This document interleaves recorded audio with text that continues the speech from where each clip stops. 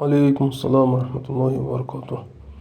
Құрметті әхлі сүннат вал жамаат бауырлар, имам Абу Ханифа рахимахуллахның мазхабында намазда тақиясыз оқу макрух, тағы ең қысқа оқу макрух.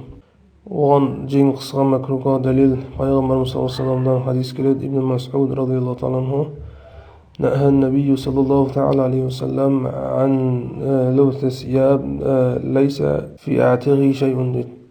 Оның иығында немесе қолының жеңі жоқ болған киімден киюден қайтарды дейді.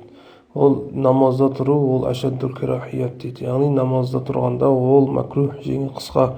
Жеңі қысқа қандай? Ол шынтағыңның үстінде ол қысқа болса, шынтағыңнан төмен болса, ол макрух емес. Тақиясыз оқу мәселесінде де пайғамбар саллаллаху алейхи ва салламнан хадис келеді. Пайғамбар ешқашан тақиясыз жүрген жоқ дейді. Соған көре ол намазда да тұрғанда Құранда Алла Тағала былай деп айтады: «Хузу зинатакум инда кулли масджид» дейді. Ай кулли салат дейді. Зинаттарыңызды, көріктеріңізді намазға киіңдер дегенде, ол ғұламалар тәпсірінде айтады, ол тақия немесе сәлде деп келтіреді. Сондықтан ол Алланың бұйрығы болғасын, намазда тақиясыз тұруға болмайды.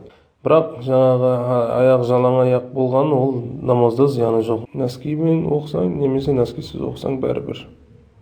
Ва алейкум ассалам ва рахматуллахи ва баракатух.